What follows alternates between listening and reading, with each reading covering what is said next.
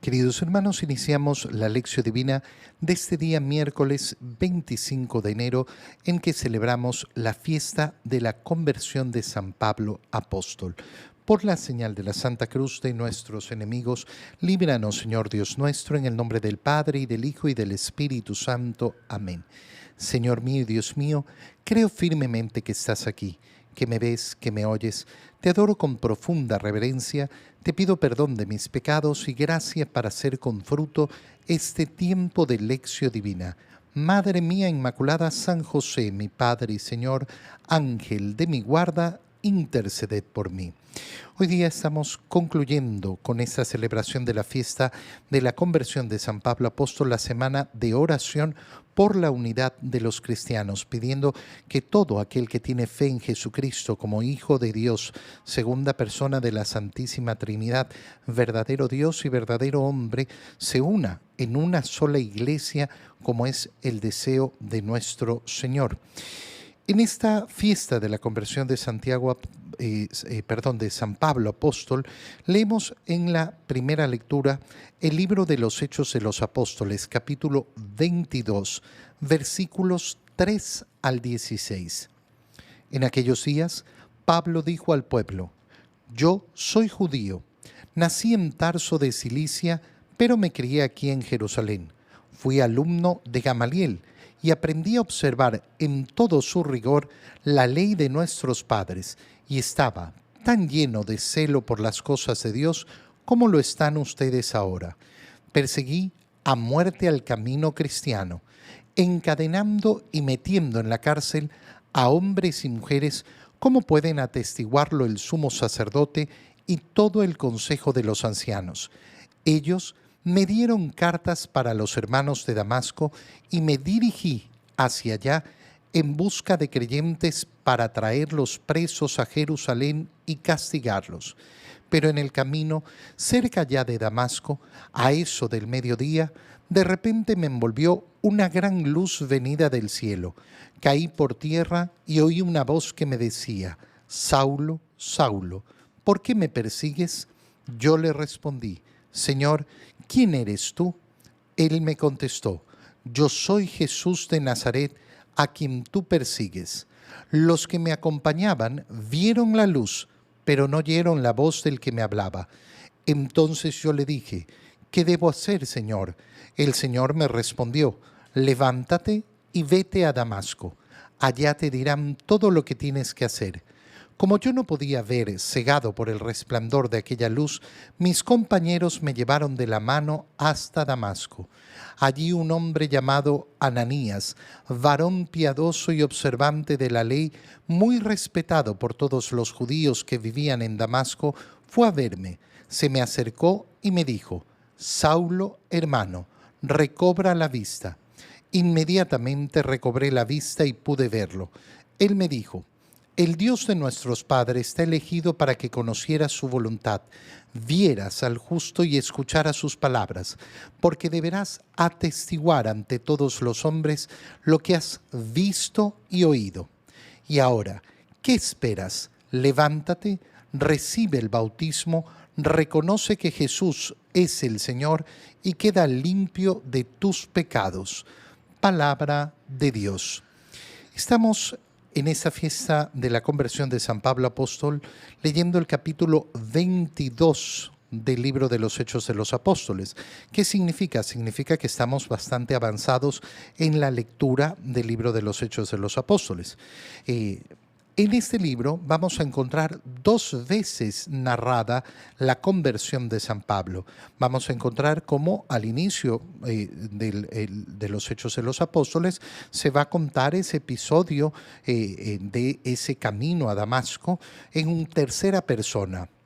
En cambio ahora lo escuchamos de la misma boca de Pablo. Él mismo está contando al pueblo judío, lo que le ha sucedido.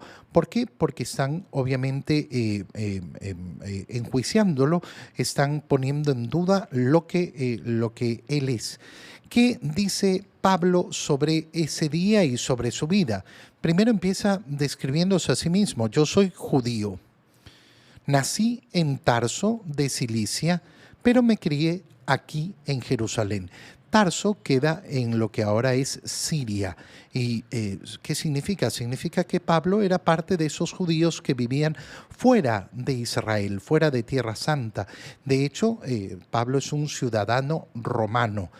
Ha nacido con ese derecho de tener la ciudadanía del Imperio Romano.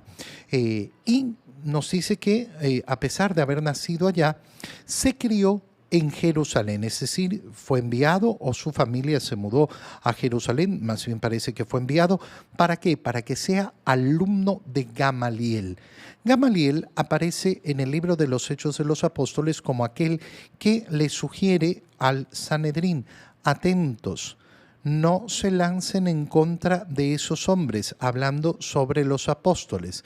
Si lo que ellos están haciendo no es obra de Dios, ya hemos visto a muchos aparecer y decir que son el Mesías, y se han disuelto. Pero si en cambio es cosa de Dios, no se pongan ustedes a pelear contra Dios. Es decir, Gamaliel se presenta como una persona muy, muy sensata, muy profunda, muy conocedora de la Escritura y lógicamente con una gran piedad. Este ha sido el profesor, el maestro de Pablo. Gamaliel es un fariseo. Y por tanto Pablo ha sido criado dentro de este pensamiento, dentro de esta secta, de esta forma de interpretar las escrituras que había dentro del judaísmo, que se llamaban los fariseos. Y por eso dice que aprendió a observar en todo su rigor la ley de nuestros padres, y que esa educación lo llevó a tener celo por las cosas de Dios, del mismo modo como ustedes están ahora.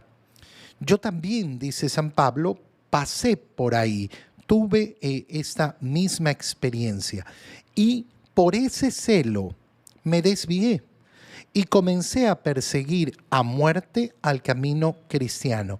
Fíjate el detalle, qué precioso. ¿Por qué? Porque cómo se habla del cristianismo como el camino cristiano. Es tan importante siempre recordar esto. ¿Por qué? Porque no es un punto de llegada. El cristianismo es siempre camino, camino hacia el cielo. Y en esa persecución a muerte encadenó y metió en la cárcel a hombres y mujeres. Y esto lo conocen el sumo sacerdote y todos el consejo de los ancianos, porque le dieron cartas para ir a Damasco a perseguir, a buscar ahí a los creyentes y llevarlos a Jerusalén y poderlos castigar. Pero ¿qué ocurrió? Ocurrió que en ese camino a Damasco, cerca ya de llegar a Damasco, cerca del mediodía, lo envolvió una gran luz y cayó por tierra. Es decir, esta es la imagen que se presenta siempre en esta conversión de San Pablo. San Pablo en el caballo, que es tumbado del caballo, cayó por tierra y oyó una voz que le decía: Saulo, Saulo, ¿por qué me persigues? Y aquí un punto precioso, ¿por qué? Porque Pablo nos ha dicho que él perseguía a los seguidores del camino, que perseguía a los seguidores de Cristo, que perseguía a aquellos que se estaban desviando, según lo que entendía él en ese momento, de la verdadera fe del judaísmo, y que las palabras del Señor son en primera persona. Pablo podría haber dicho: pero no te estoy persiguiendo a ti. Sin embargo, el Señor se ha asociado de tal manera con todos los cristianos que nos asume en primera persona. Si un cristiano es perseguido, Cristo es perseguido. Si un cristiano es maltratado, Cristo mismo es maltratado.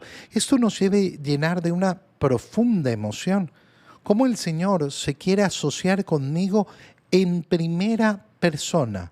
Lo que te sucede a ti es conmigo, me sucede a mí.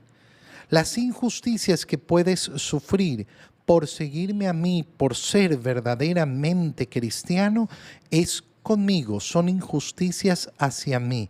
Señor, ¿quién eres tú? Yo soy Jesús de Nazaret. Mira la respuesta además: yo soy Jesús de Nazaret. Para llegar a la fe de quién es Cristo, tengo que reconocer a ese hombre que fue despreciado por el Sanedrín, por los ancianos judíos, que fue despreciado y que fue llevado a la cruz. Ese que decían, bueno, de Nazaret no puede salir nada bueno. Yo soy ese Jesús de Nazaret, a quien tú persigues. ¿Qué tengo que hacer? Levántate y vete a Damasco. Ahí te dirán lo que tienes que hacer. Pablo nos dice que como quedó ciego.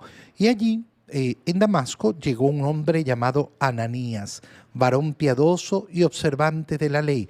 Fíjate cómo Pablo lo que les está diciendo a los judíos es, yo he sido un observante de la ley. Ananías era un observante de la ley. Y él vino a mí. ¿Para qué? Para hacer que recupere la vista. Recobra la vista e inmediatamente pude ver. El Dios de nuestros padres te ha elegido para que conocieras su voluntad. La primera cosa, conocer la voluntad de Dios. Ver al justo, es decir, ver a Jesús y escuchar sus palabras. ¿Para qué? Para atestiguar ante todos los hombres lo que has visto y oído. Y ahora levántate y recibe el bautizo. ¿Por qué entonces Pablo ha cambiado su manera de ser, se ha convertido? ¿Por qué Pablo efectivamente ha desarrollado esa misión apostólica? Por voluntad de Dios, por el mandato que ha recibido del Señor. En el Evangelio, leemos el Evangelio de San Marcos, capítulo 16, versículos 15 al 18. En aquel tiempo se apareció Jesús a los 11 y les dijo, vayan por todo el mundo y prediquen el Evangelio a toda criatura. El que crea y se bautice se salvará. El que se resista a creer será condenado. Estos son los milagros que acompañarán a los que hayan creído. Arrojarán demonios en mi nombre, hablarán lenguas nuevas, cogerán serpientes en sus manos y si beben un veneno mortal, no les hará daño. Impondrán las manos a los enfermos y éstos quedarán sanos. Palabra del Señor. Estamos en esta fiesta de la conversión de San Pablo, al final del Evangelio de San Marcos. Estamos después de la resurrección del Señor, antes de la ascensión a los cielos, cuando el Señor da el envío para ir no solo a predicar el Evangelio, sino a bautizar. Van las dos cosas juntas. Vayan por todo el mundo, prediquen el Evangelio a toda criatura. El que crea y se bautice se salvará. El que se resista a creer será condenado. Es decir, la invitación a predicar el Evangelio y a ofrecer el bautizo. Y ese bautizo está relacionado con la salvación. Como decíamos, estamos concluyendo hoy día con esta fiesta de la conversión de San Pablo, en la semana de oración por la unidad de los cristianos. ¿Por qué llamamos hermanos a todo aquel que ha sido bautizado con agua en el nombre del Padre y del Hijo y del Espíritu Santo? Porque ha recibido el sacramento del bautizo. El sacramento del bautizo normalmente lo recibimos en la iglesia, dado por el diácono, por el sacerdote, por el obispo, por un ministro consagrado. Pero sabemos perfectamente que el bautizo, en caso de emergencia, lo puede dar cualquier persona. Por eso, todo bautizo hecho con agua en el nombre del Padre y del Hijo y del Espíritu Santo es bautizo, por más que no haya sido dentro de la iglesia, por más que no haya sido dentro de la iglesia. Con esto no queremos decir, ay, da lo mismo que no se bauticen en la iglesia. No estamos diciendo eso. Estamos reconociendo que aquel que tiene fe en Cristo como el verdadero Señor, el único Señor, el Hijo del Padre, que se ha hecho hombre, aquel que tiene fe en la Santísima Trinidad, es decir, que Dios es uno y trino, un solo Dios, que es a la vez Padre, Hijo y Espíritu Santo. Bueno, tenemos la misma fe y hemos recibido el mismo bautizo y por tanto somos hermanos. Pero ahora tenemos que luchar y pedir al Señor por esa unidad para estar verdaderamente todos bajo una sola doctrina, bajo una sola fe. Tiene que ser un dolor muy profundo en el alma de cada uno de nosotros, la división de la iglesia, la división de los cristianos. Que haya personas que digan yo soy de Cristo, pero no pertenezco a la iglesia católica. Y es algo que tenemos que desear desde el profundo del corazón. Lógicamente, nos damos cuenta que es importantísimo, además, que el envío misionero es para todos los discípulos del Señor. No hay ninguno que pueda excluirse. ¿Cuál es mi misión? Vayan por todo el mundo, prediquen el Evangelio a toda criatura. El que crea y se bautice, se salvará. Por eso la importancia de desear el bautizo para todas las personas. Y por eso no puede ser para nosotros indiferente.